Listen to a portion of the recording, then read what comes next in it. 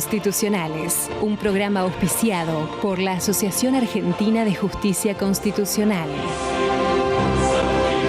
Bienvenidos a Aires Constitucionales, espacio de la Asociación Argentina de Justicia Constitucional. Pueden seguirnos en nuestras redes y encontrar todos nuestros programas en nuestro canal oficial de YouTube. En el marco de una causa en la cual fue materia de controversia la responsabilidad del banco demandado por haber inhabilitado al presidente del directorio de una empresa por su efecto expansivo, proyectando sus consecuencias sobre la empresa accionante. El Superior Tribunal de Justicia de la provincia de San Luis confirmó la sentencia de grado que había condenado al banco demandado al pago de la indemnización por daños y perjuicios. Contra dicho pronunciamiento, el banco interpuso un recurso extraordinario federal por entender que se habían encontrado vulnerados sus derechos de propiedad al debido proceso y el principio de razonabilidad garantizados por la Constitución Nacional. Intervino la Corte,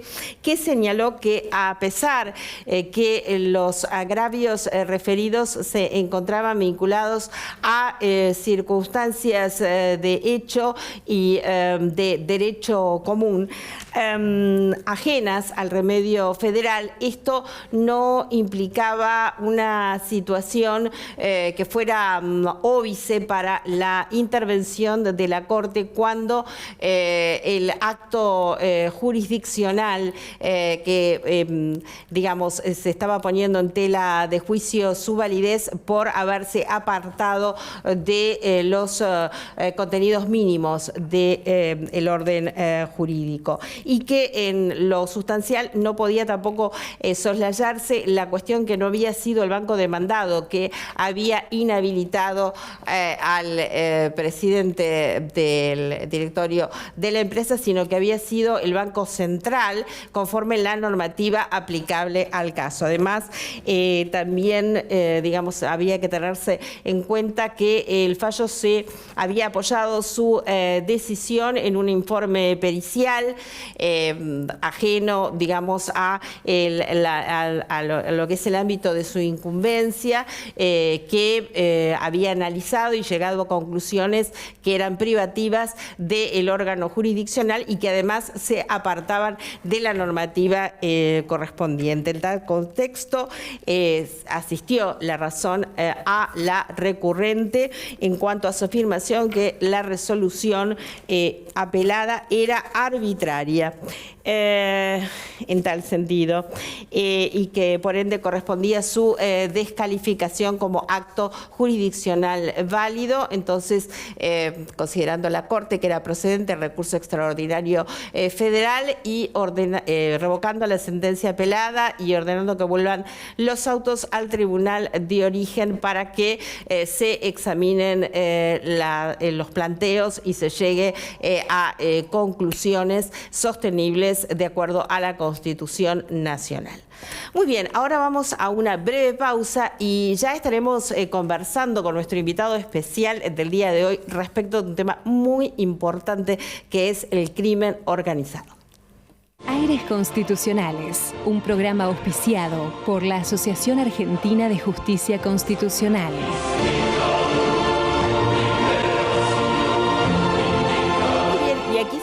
En Aires Constitucionales, hoy nos acompaña el doctor Germán Garabano, que es exministro de Justicia y Derechos Humanos de la Nación, periodo diciembre 2015-diciembre 2019, fue fiscal general y juez de la Ciudad Autónoma de Buenos Aires, con reconocida actuación académica en Latinoamérica sobre reforma judicial, autor, coautor y director de 15 libros sobre la especialidad, algunos de los cuales fueron premiados premiados, autor y coautor de más de 35 artículos publicados en el país y el extranjero.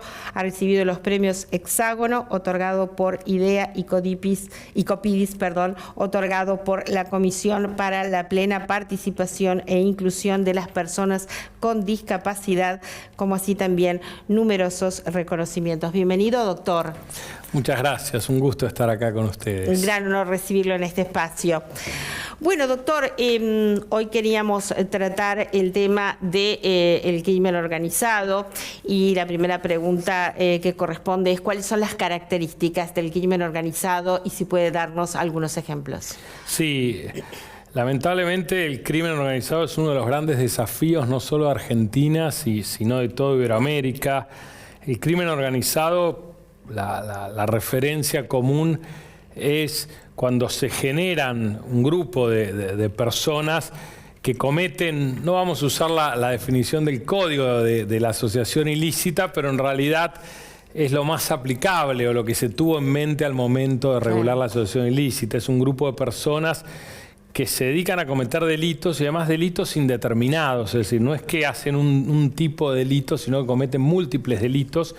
Lamentablemente en Iberoamérica somos expertos en criminalidad organizada. América Latina es una de las regiones del mundo más violentas, donde mayor cantidad de homicidios dolosos se producen. Sí. Incluso el número de muertes es superior a muchas regiones en guerra. Y lamentablemente Iberoamérica tiene una larga tradición de organizaciones criminales, ¿no? Desde los carteles,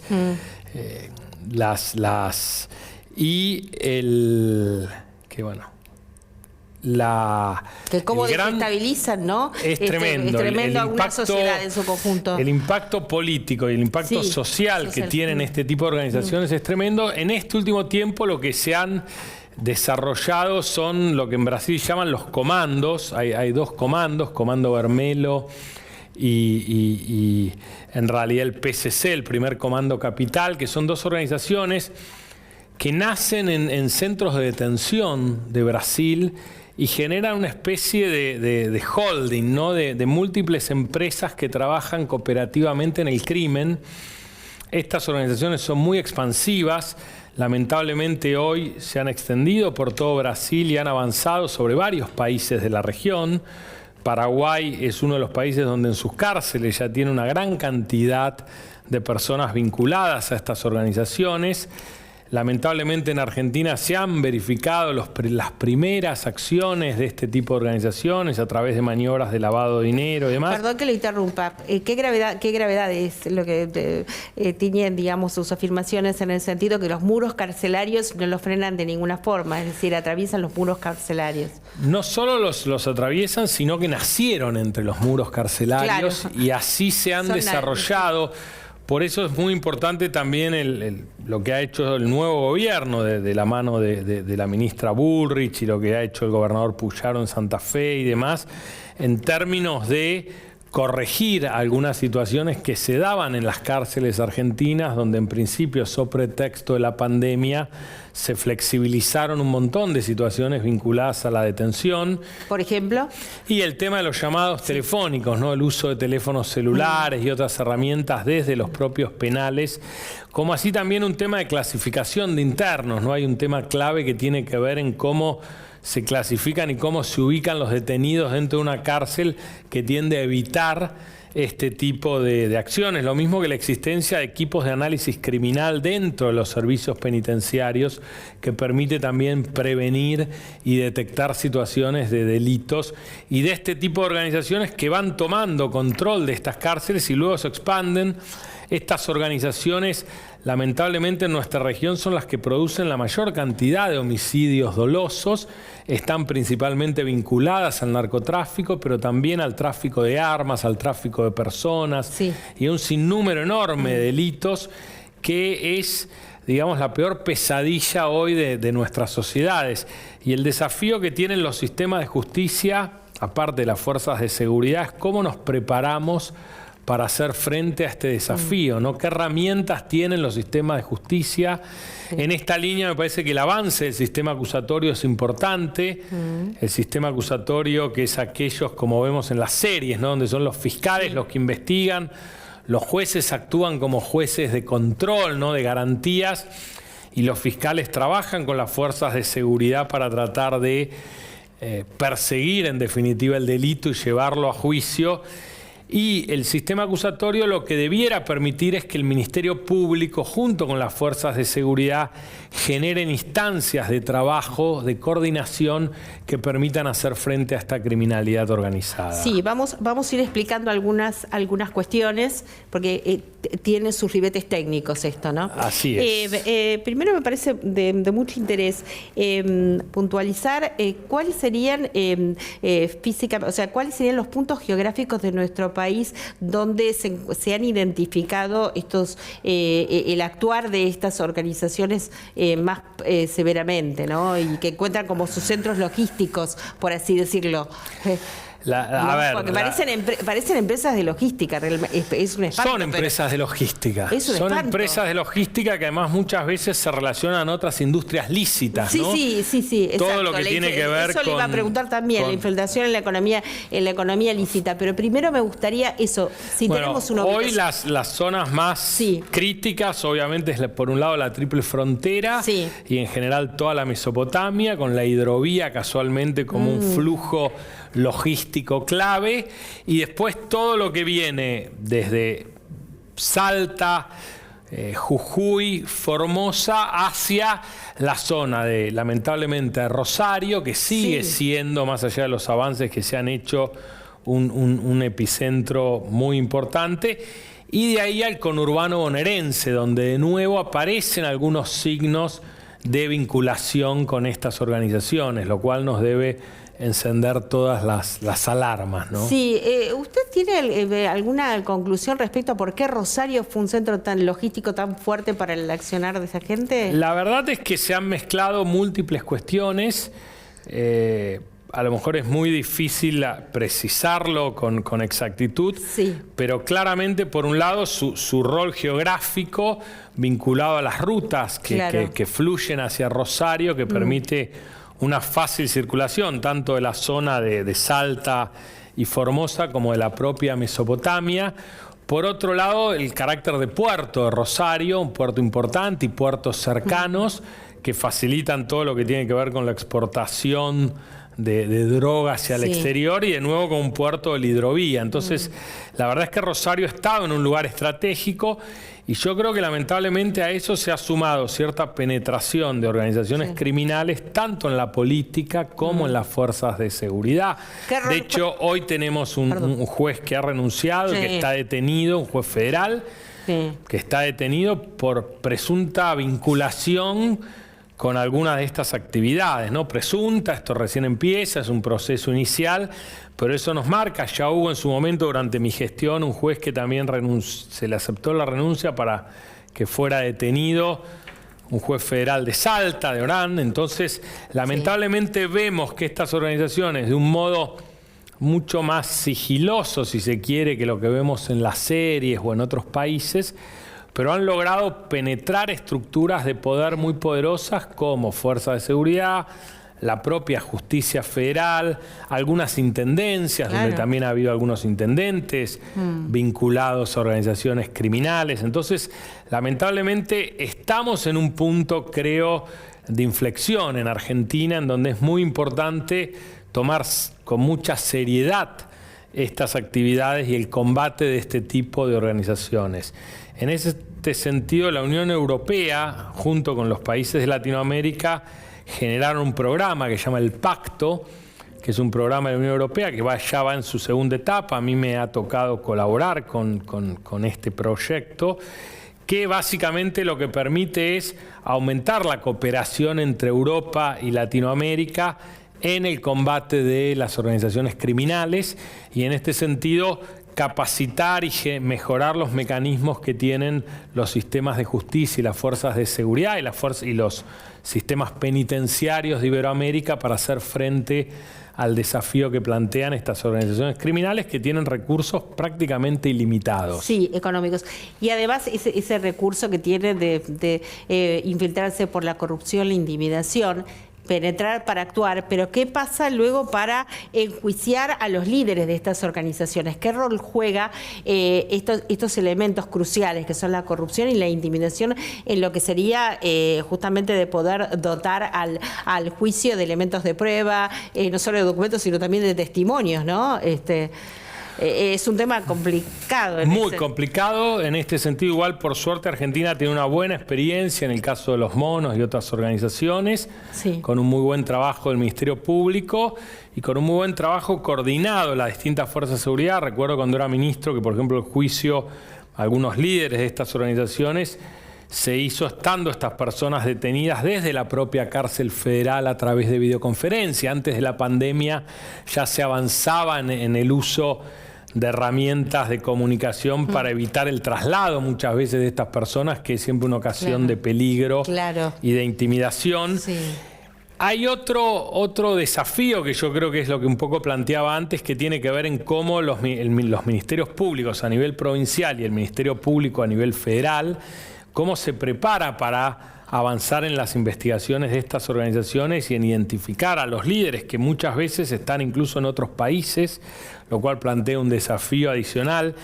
Y yo creo que el tema clave, y así lo hemos puesto en nuestros reportes a través de este programa El Pacto y de varias capacitaciones que me ha tocado participar en Rosario y en otros lugares, tiene que ver con el tema económico. En definitiva, como hablábamos antes y vos lo mencionaste, se trata de grandes empresas, de grandes holding cuya finalidad es obtener recursos, generar ganancias. Sí. Entonces es clave que la organización judicial, las fuerzas de seguridad, los fiscales se centren en la parte económica, ¿no? En tratar de secuestrar, en inmovilizar, en identificar los fondos que maneja esta organización, que son los fondos que le permiten corromper a funcionarios públicos, que son los que le permiten contratar a grandes abogados, que son los que le permiten tener una gran logística y sin importar si se detiene alguno de los integrantes de estas organizaciones. Entonces es clave. Es una estrategia clave que tienen ellos de infiltrarse en la economía lícita justamente para poder generar esos fondos y digamos, y es interesante ver los medios con los cuales se combate, doctor. Bueno, esa es la clave. Eso es dar ahí, es la vara de plata, casi le digo. Efectivamente, has dado en lo cierto, efectivamente eso es así. Existen hoy lo que se llaman legajos económicos que, junto con la causa, uno lo que debiera hacer, una fiscalía, por ejemplo, y de hecho se hace en Rosario y lo hacen varias fiscalías, es generar un legajo económico de estas organizaciones, ver dónde están los bienes, cuáles son las actividades legales que en definitiva se vinculan a estas organizaciones, quiénes son los testaferros, cuáles son los vehículos, cuáles son los edificios, las casas, las propiedades que maneja esta organización. Y transnacionales, ¿no? Exactamente. Lamentablemente Argentina es un país que ha servido, lo mismo que Uruguay, son países que han servido para que muchos bienes, incluso de las que generan estas organizaciones en sus países de origen, por ejemplo los comandos, se inviertan en Argentina o en Uruguay, con lo cual acá hay un doble desafío que es no solo ir sobre las organizaciones que funcionan en el país y lavan sus bienes en el país y en el exterior, sino ir también sobre las organizaciones que lavan sus bienes o generan actividades económicas lícitas en el país. Por eso es tan importante, yo siempre en las clases remarcaba una cosa, como para marcar el punto en esta línea, que en el momento que, por ejemplo, un juez va a ordenar detenciones, es igual o más importante poder en ese momento inmovilizar fondos, tener identificados a todos los testaferros, tener identificadas todas las empresas que se vinculan, tener identificadas las cuentas bancarias, los lugares donde tienen la plata,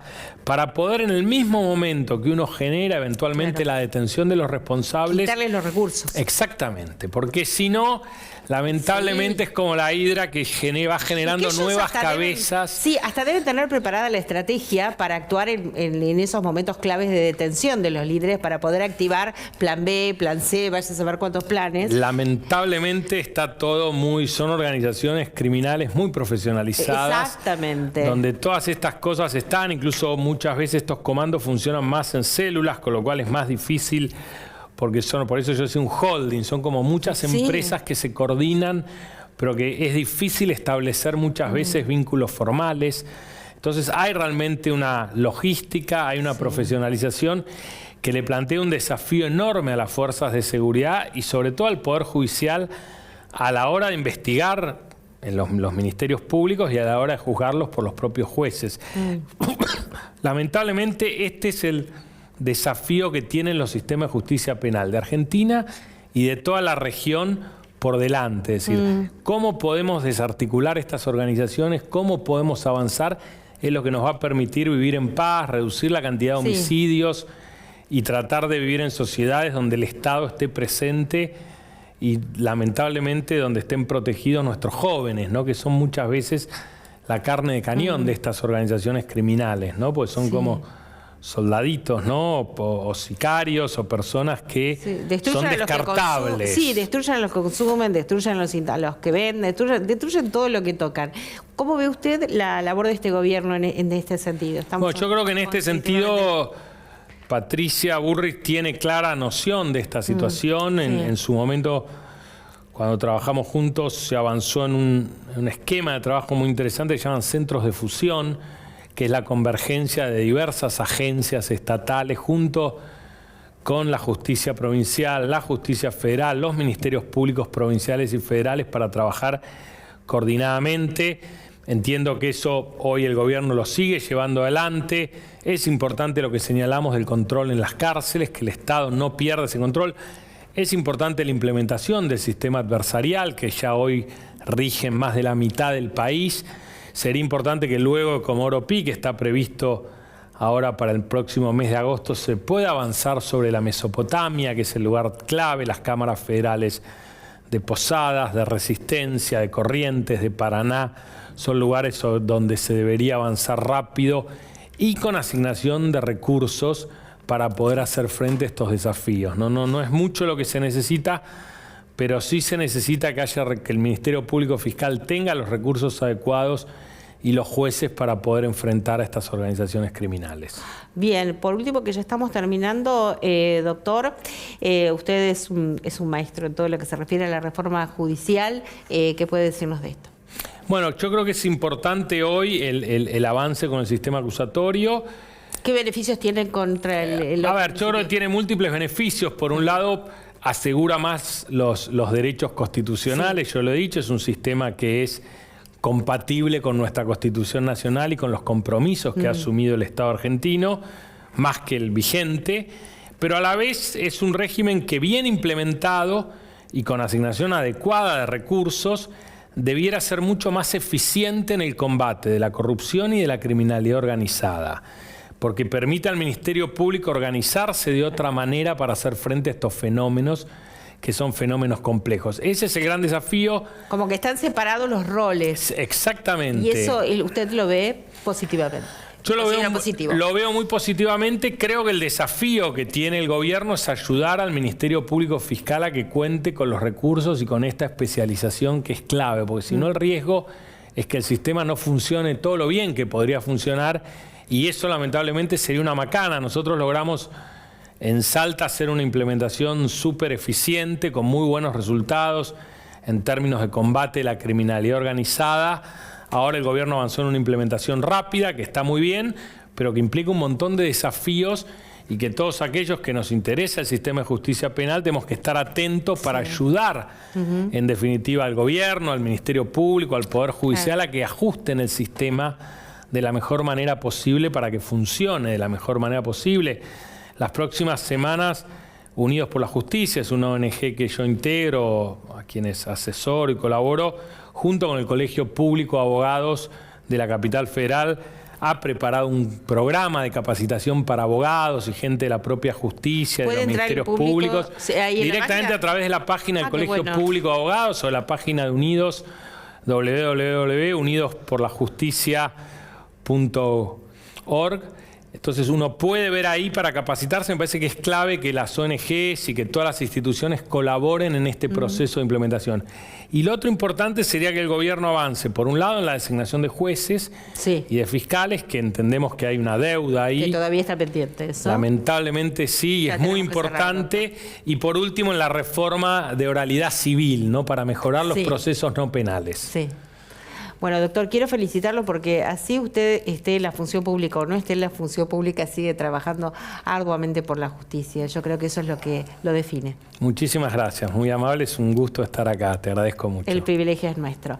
Bueno, muy bien, nosotros nos despedimos hasta nuestro próximo programa, como siempre, aquí en Metro.